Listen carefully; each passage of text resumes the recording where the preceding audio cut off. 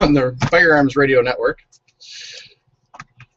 Hi, welcome to the Reloading Podcaster on the Firearms Radio Network. Today we're talking about the powder measure kit, also known as powder dippers. So what we're talking about is there is lots of different complaints about these. You know, everybody says they suck, they're not accurate, they're a pain in the butt to use. What I'm just going to kind of show you here is a lot of it is just a simple case of not following the directions on using them. And, you know, it's because we're men, we don't read directions, you know. Sorry for you women out there that are listening. If you don't read directions either, then, you know, come along and join the fun.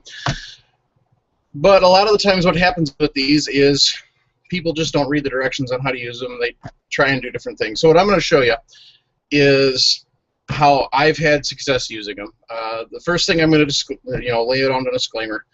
Powder dippers don't measure by grains. They measure by volume.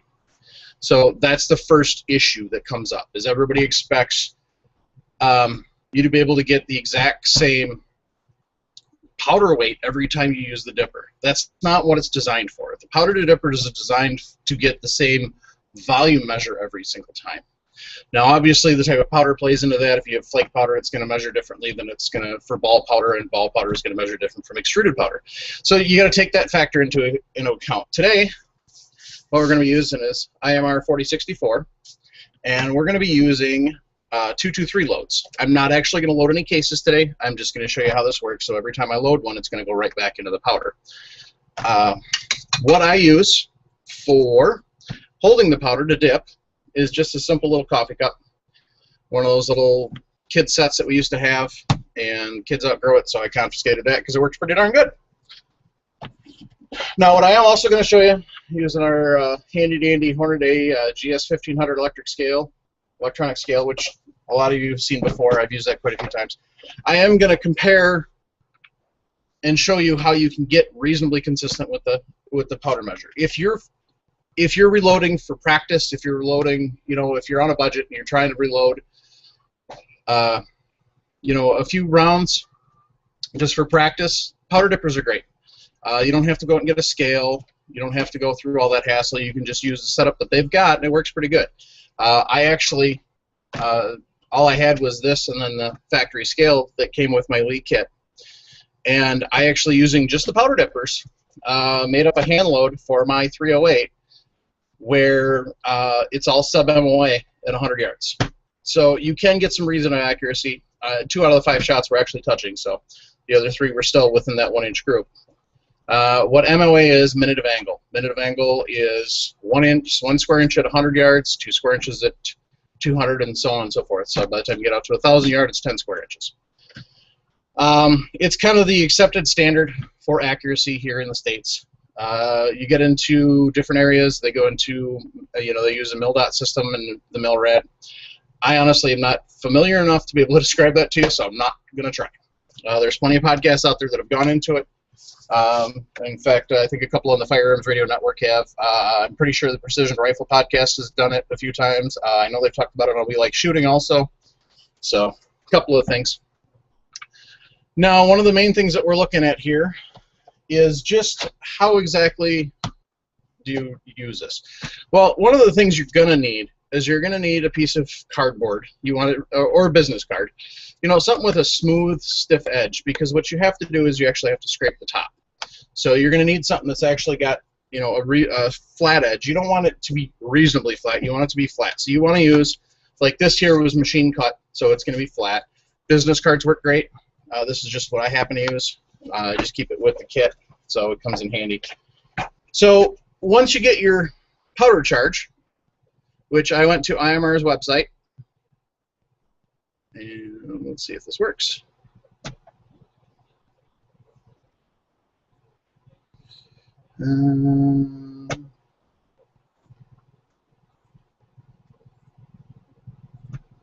All right, here. Nope, that's not the one I wanted. Yeah, it is. Okay, so I went to IMR, and then I went and looked up the load data. And you folks can see this right now.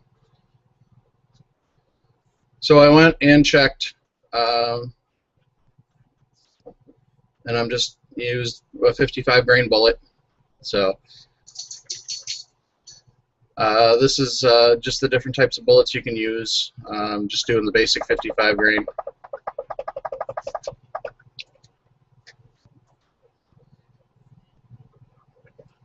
And what I'm looking at next, now that we're done with that,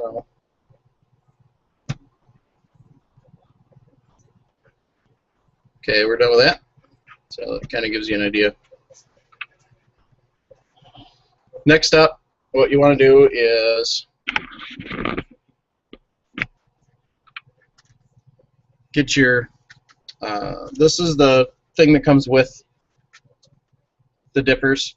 And what this is this is the calibration, essentially. It's got a list of powders on both sides of it. Find your powder, slide it in the sleeve. Excuse me. And then you just look for your powder, IMR 4064. And what I'm going to do is move the camera forward a bit here so we can get a little closer, and then you'll be able to see everything that's going on. Okay, so as you can see in the window, we got the IMR 4064. And then you scroll down, and we want 21.5 for our load, which is the 1.6 dipper. As you can see, they're all different. So, you know, some of these you may not be able to use, or some of them you may have to use two different dippers depending on, you know, what type of powder charge you're looking at. It is possible to use these and use these only, unless you're really, really into accuracy. Then, you know, if you're a bench press shooter, obviously you're not going to be using these because you're going to be weighing everything. So, but for your average backyard hobbyist, this works great. So we got our kit. We found we need our 1.6 powder dipper. So open up the kit, powder measure kit, and you've got all the different dippers. And we're gonna, no, you get back in there. So then we grab our 1.6, we take that out, and we can set that off to the side. Because from now on, we're not gonna worry about anything other than this 1.6 dipper. And of course, the scale, because we want to do a comparison. As I said before, and I'll state it again, if you are looking for exact, precise grain charge every single time, powder dippers aren't for you. If you are looking to get the same volume every time, powder dippers are great, because powder dippers do volume. That's what they're designed to do. Now we're going to switch this around here a bit. Whee! Freezer stickers.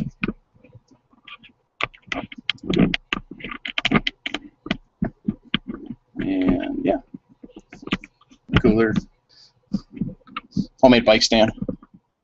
All right, so now what we're looking at is we're looking at the scale, and we're making sure you can see that. So, like anytime we use the scale, what you want to do is you want to calibrate it. By changing the mode button once, I just changed the weight. This one does ounces, grains, grams, and carats. To actually put it into calibration mode, I'm going to hold it down until I hit the cal. Once I get that, hit the mode button one more time. Wait for it, and it'll start blinking 100 grams. Put your 100 gram weight on there, and it'll say pass. So now our scale's good. Next up, grab my cup, grab my powder,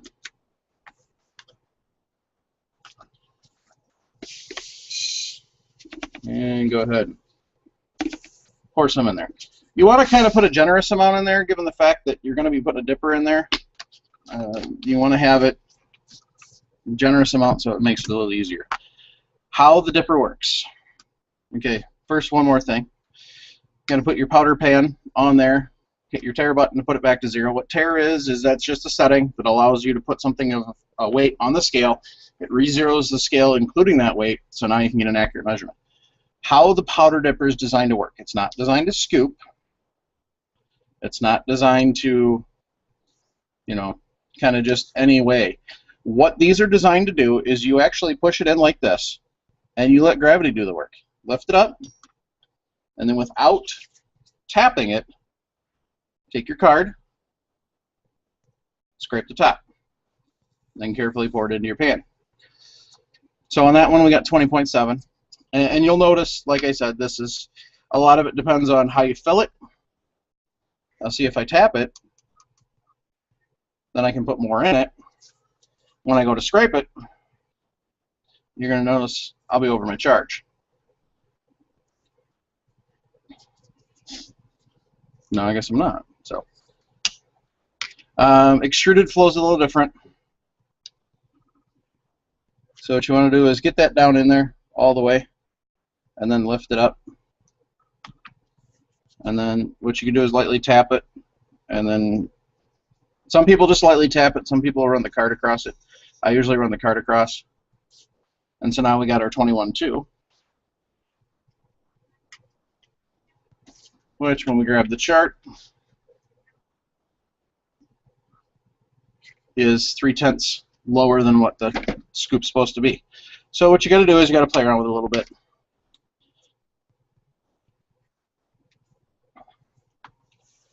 But the big thing is just making sure you get it level every time, and be consistent in your scoops.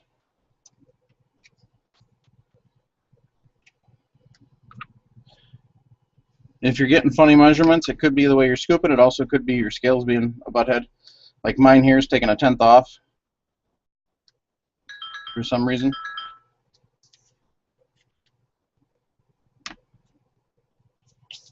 And then what I'll do is scrape that. Go ahead and dump it again. Oh, we're on carrots now. Well, this is rather ridiculous.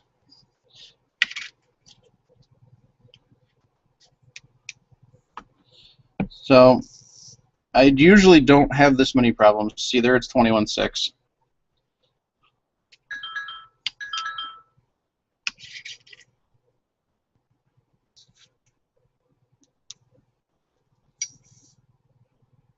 $21.8, and you know, until you get handy with this, and I haven't done this in a while, so that's kind of the problem I'm having. Until you've done it for a while, then you can just kind of tap it once you get it to knock extra powder off, and that's usually the quicker way. You're not going to necessarily always get the same results, but you don't want to go in and scoop like this, because then you do get different results. This powder charge isn't as much because it's a lighter charge. So with the lighter charge, you're not going to get as much of a variant. Now with my 308 loads, that's quite a bit more. See, this one I scooped in different. I got a 22.4. So it's always, what you always want to do is you always just want to flow that in, lift it up, and then you can tap it to get the extra off the top if you're in a hurry, and then you can pour it in. Otherwise, like I said, you can do the card. Now the problem with extruded powder, obviously the chunks are bigger. So what you got to be careful of when you're going to level that is that you're not actually pulling extra out, because they will sit up and you can pull them out and then really cause yourself some issues. Kind of what I did the first couple of rounds. So the angle at which you pour it or push it in does make a difference. See there, I didn't give it enough time to fill. What you want to do is you want to push it slowly, because what happens with the extruded powder is it settles different, and so you're gonna, if you just shove it in there, you're gonna get a lighter load because it's not gonna fill right. See there, 21.4, because I went slower. So it's kind of it's a trick, and you got to play around with it to learn it. But like I said, as you can see, it slowly fills, and I can just shake it loose. The extruded shakes loose a little easier than ball, so or flake. So yeah, a lot of times when I'm doing extruded, I'm not loading for, like I said, for precise. So now if I shove it in quick, what'll happen is it fills quicker, so it doesn't necessarily get all the powder in. That one, it worked nice. But this one, it's a little off. You know, still 21. So, but it's a matter of practice makes perfect, and that's how this gets better. So, yes, you can, and honestly, you're going by volume, so you're not necessarily going to be the exact same. You may be anywhere from 21, you know, anywhere from, you've seen 21.1 for really bad to, you know, 22. So you got to watch your charges. You have to pay attention to what charge you're going to be using. If you're going to be using a charge that's anywhere near maximum, or if you have a slope burning powder and you're going to be anywhere near minimum, you have to be careful. Because if you're not, that's when you can get yourself into danger. That's where you can get, you know, a slow burning powder can overpressurize because it has to burn the whole thing in the cartridge, which is not designed to do. With these loads, anytime you're using them, I suppose you don't want to watch the hands, but anytime you're using any of these loads with your powder, what people don't realize is the manufacturer plans on some of these powder being burned as it's going down the barrel. It kind of helps get that extra oomph. And that's why if you run loads in a shorter, like especially in revolvers, when you run the same load in a 2-inch barrel and a 6-inch barrel, that's why you get that extra big fireball. Because the powder's not burned until it's actually out the barrel already. So that's kind of the thing you gotta. That's the thing you kind of gotta pay attention to. So you do have to be aware. And one of the nice things about Lee is they have great customer service. They're always willing to help. So if you have any issues, get a hold of them. And you know they've got videos on their sites too. But they'll work with you on all of this.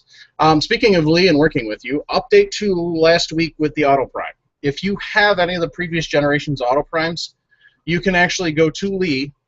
You can send your Auto Prime to Lee, and they will give you a refund off of part of the cost of a brand new one. So you can get the XR. It actually, even though it looks the same, the parts are actually slightly different. They did redesign even the cam and the lever. So you can actually, you know, send your thing in, your old Auto Prime in, and you can either get use it towards the Auto Prime XR or the new Ergo Prime, which is a little different design. It's supposed to be a little more hand-friendly. So, once again, sorry this is kind of late.